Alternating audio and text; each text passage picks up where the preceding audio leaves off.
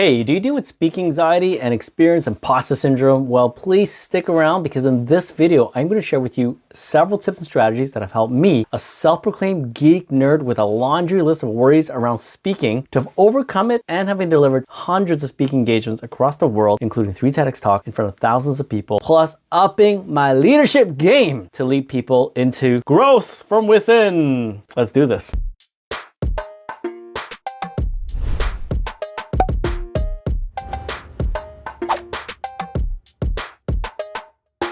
What's good, everyone? Tuan Nguyen here with the $1 Million Idea Club, where we share with you and fellow conscious entrepreneurs roadmap strategies and tips so you can build your business profitably while staying deeply connected with yourself and those that matter to you. If this is your kind of vibe, please smash that like and subscribe button and let's get rocking. So the reason I want to record this video is because so many people assume I'm a natural public speaker. People assume that I speak with ease, that I stand with confidence, that I could belt on anything that comes out of my mind. And it is so far from the truth. I grew up speaking 3 languages. Oh my God!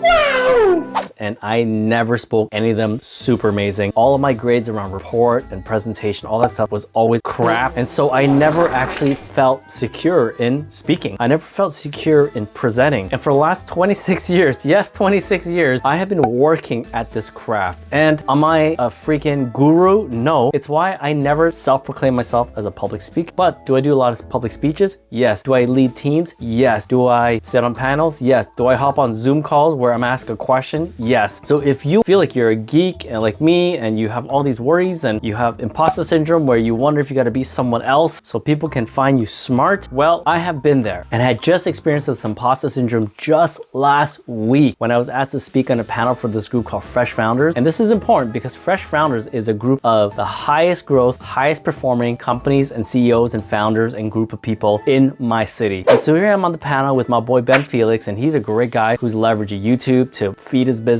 Maybe a collab soon, right, Ben? Ding!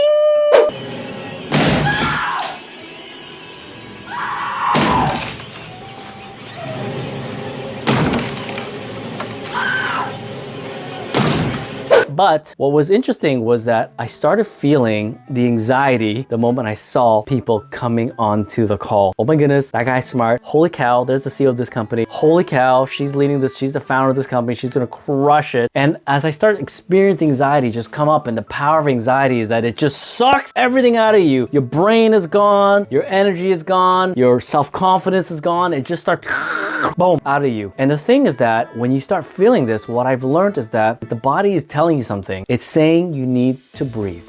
So when I feel that trigger of anxiety, I pretend my body's saying, yo, Twizzo in the house, start breathing. And so that's when I start breathing. And my breathing technique, nothing like crazy. I mean, we probably heard a version of this before, but mine is I breathe in through my nose for 8 seconds, I hold it for 4 seconds very calmly, and then I slowly release it for 8 seconds. I do this as often as I could, and every time I do it, and the longer I do it, the better I feel. Sometimes I do it before getting on the call, and sometimes I also do it in addition to during the call, right? So I kind of do it very quietly. You learn to do it very stealthily, but it does help. And once that physiological stress and adrenaline calms down, you start to think clearly again.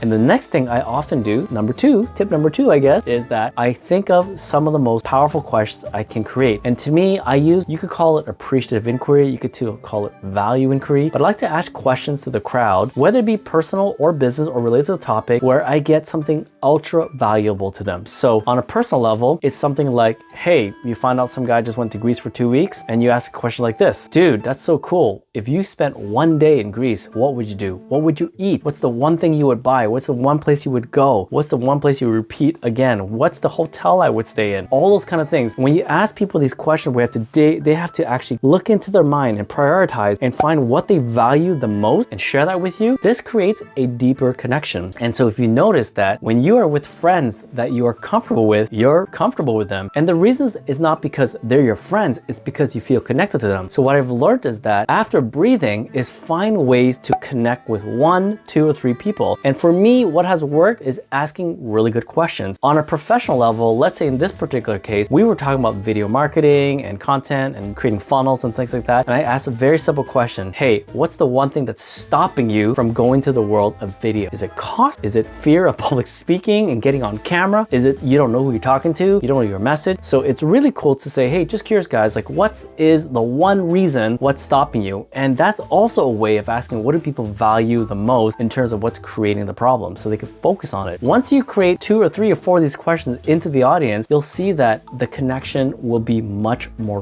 rich. The context will be much more rich. In fact, you're going to feel more comfortable because people feel you care about them, right? And you do, and that's why you're asking these questions, right? So that's tip number 2. And the third point here involves when you actually start speaking to people. So I'll give 2 scenarios where you're going to a networking event and you're presenting either in front of your staff or people, strangers at a conference, online, offline, doesn't matter. Let's start with when you're at a networking event, which we're gonna do an entire video on networking alone, right? So here we go. The first one is know who you are and know where your superpowers are. The biggest mistakes that people go to networking events is that they think they have to impress everyone they meet. I come to this park to network.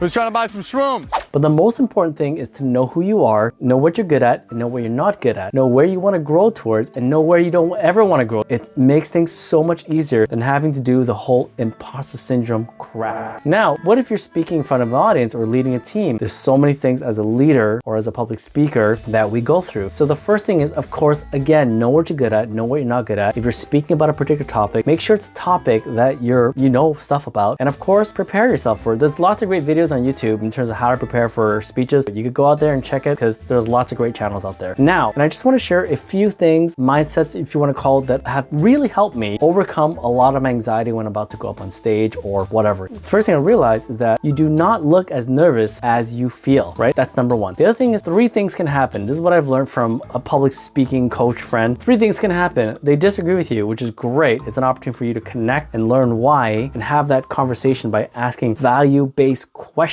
That's right. There will be a video just on value-based questions. But yes, that's an opportunity. And you know what's even better is to say at the end of that conversation, you know what? Love that this works for you. We're sharing with what works for us in our company. And so agree to disagree. Awesome. Next thing is people learn something they already know. And what I learned is that whether it be secretly or publicly, when someone is on stage sharing a methodology that you already know, that you already do, but they're affirming that it works for them, either you continue to do it because it's already working for you, or you continue with it because it will potentially work for you. That affirmation is so important because it gives us a bit more clarity and confidence in what we're doing. Last thing is the ego scratching result is people actually learn something from you, right? Now, the last almost bonus point I want to share with you, and before I share, this is like you've made it probably 3/4 of the video. Please, again, give it a like and subscribe if you thought it was valuable, and hopefully it was a little fun. And again, this YouTube channel is a non-for-profit YouTube channel, so the more we share, the more we can donate 100% of YouTube AdSense revenue to charity. Now, to the bonus tip, right? I'm gonna start with Michael Jackson's quote, which I love, love, love. He's one of my sources of inspiration. He said this line, which is super powerful, which is, I don't like receiving the credit for the lyrics and the songs that I sing because these lyrics have been sung by thousands of voices before me. I have simply been chosen to share this message with the people of our time. And the reason this is so important is because it talks about the power of resonance. And resonance is so important because it is a phenomenon that has occurred and blown up in the advent of the internet. If you go anywhere in YouTube or social media or LinkedIn and you look at who has a massive following, someday you're gonna find someone who you think like, wow, that person has a huge following. I can't believe it. I feel just like them. But yet there's an audience for them because the internet demands transparency. The internet demands real. Real is a requirement these days when you speak. So when I'm on stage, and of course on YouTube videos, I'm editing the ums and ahs, and sometimes I leave it on because I just want you to show that I do make my mistakes in speaking. But when I'm on stage, there's no editing the ums and ahs. I'm totally okay with it. And what I didn't realize is when I started speaking in my mid-20s and now of course in my mid-40s, early on, people would vote that I was one of the best speakers. And I'm like, wow, but that guy, the other guy was so smooth and so smart sounding and all these things. Well, it turns out they chose me because they felt I was real. But that was cool to learn that they chose me because of my ums and ahs and the fact that I was real. tutorial. So to that, guys, I hope you like some of these. Let me know if any of the tips were super valuable. Also share in the comments before for the rest of the viewers some things that have worked for you, because if it's worked for you, it could work for someone else. Much love. Thank you very much for tuning in. Let's see you in the next video. Peace.